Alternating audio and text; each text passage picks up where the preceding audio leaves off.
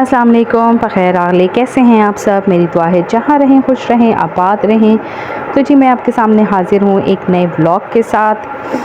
अच्छा, आज का टाइटल जो है वो तो आप पढ़ ही चुके होंगे। आज का टाइटल है कि जी वैसे ही आज का टाइटल मैं आपको बताऊँ ऐसी बात जिस पे मैं काफ़ी टाइम वापसी पे भी मैं काफ़ी टाइम यही सोचती रही कि भाई ऐसा क्यों हुआ ना।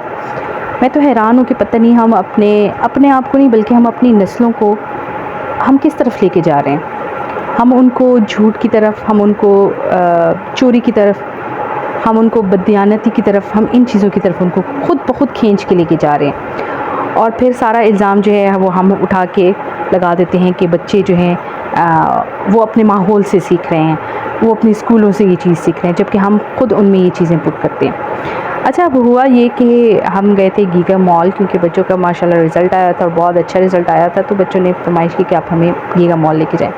तो वहाँ पे एक अजीब सा वाक़या हुआ ये कि एक छोटी सी बच्ची थी, वो जो इन्होंने कॉर्नर नहीं लगाए हुए थे, जूस के जो कॉर्नर लगाए हुए थे, तो वहाँ पे खड़ी थी। तो वहाँ पे एक बंच पड़ा हुआ था केलों का। तो वो बच्ची आई, बहुत छोटी सी बच्ची थी, बहुत नासमझ सी बच्ची थी वो। तो वो आई और वो उन बंच को पहले वो खींचती रही। अब शॉपकीपर जो है उसको पता ही नहीं था कि हो क्या रहा है, क्योंकि वो बंच काफ़ी ऊंचा पड़ा हुआ था और ये बच्ची का हाथ बड़ी मुश्किलों से उस बंच की तरफ पहुंचा था। बनाना बंच था वो, केलों का जो बंच होता है। तो वो बड़ी मुश्किल से उसको हाथ लगा के खींच रही थी। तो हमने शॉपकीपर को आवाज़ लगाई कि वो बच्ची खींच रही है। अच्छा, उन्होंने बंच रखा भी हुआ था तो किसी उसके कंटेनर के ऊपर रखा हुआ था। तो हमें ये था, मेरे और मेरे हस्बैंड को ये हो रहा था कि ये ना हो कि ये बंच खींचते खींचते ये कंटेनर खुद पर न गिरा दे और वो बच्ची दुख ना जाए, ज़ख्मी ना हो जाए।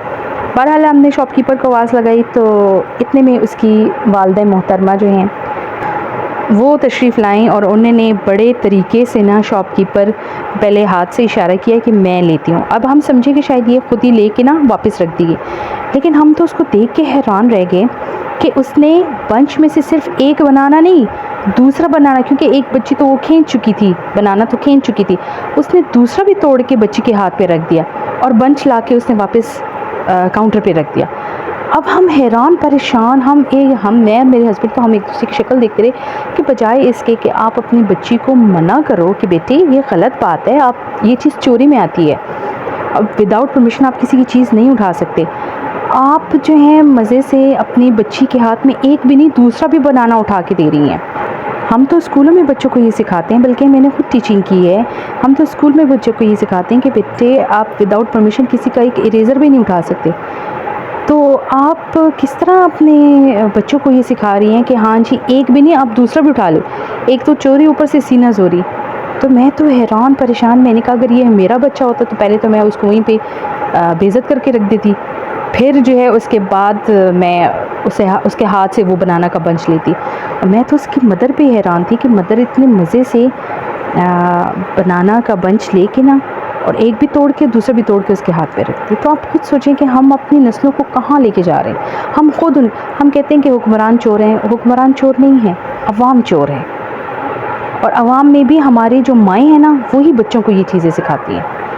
क्या ही होता अगर आप वो पूरा बंच जो है आप वापस करती, बच्ची के हाथ से हटाती और वापस रखती और बच्ची को कहती अब आप जाएं शॉपकीपर से परमिशन लें और फिर आप उसे, हो सकता है उसकी मदर ने फिर बाद में पेमेंट भी कर दी हो, हमें नहीं पता, लेकिन आपने बच्ची को क्या तासुर दिया कि बेटे अगर आपने चोरी कर ली है तो इट्स ओके, डज़न्ट मैटर, कोई इशू नहीं है। तो यकीन जाने मैं तो वापसी में भी आते हुए इस बात पे यही सोचती रही कि हम अपने बच्चों को किस साइड पे लेके जा रहे हैं, हम अपनी नस्लों को किस साइड पे लेके जा रहे हैं। तो बस यही मेरा आज का ब्लॉग था। तो मैं तो आपको यही पैगाम देना चाहूँगी कि आप अपने बच्चों को, क्योंकि देखें जो चीज़ वो स्कूल से सीख के आते हैं, हम उनको कहते हैं कि नहीं इनको ये चोरी करना जो है, चोरी से मना करना स्कूल वाले नहीं सिखाते, जबकि माएँ खुद उनको नहीं सिखाती। तो बस मेरा तो माँओं को यही पैगाम है कि आप अपने बच्चों पे नज़र रखें, वो क्या करें क्या नहीं करें, आप उनको सिखाएं कि बेटे ये चीज़ विदाउट परमिशन किसी की चीज़ उठाना ये चोरी है।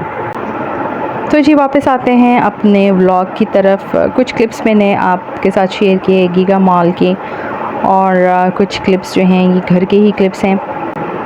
यहाँ पे बच्चों के लिए मैंने फ़्राइज़ बनाए। अच्छा, जो मैंने फ़्राइज़ बनाई ना, उसका छिलका मैंने काटा और उसी छिलकों को जो है ना मैंने मज़े से फ्राई कर दिया था।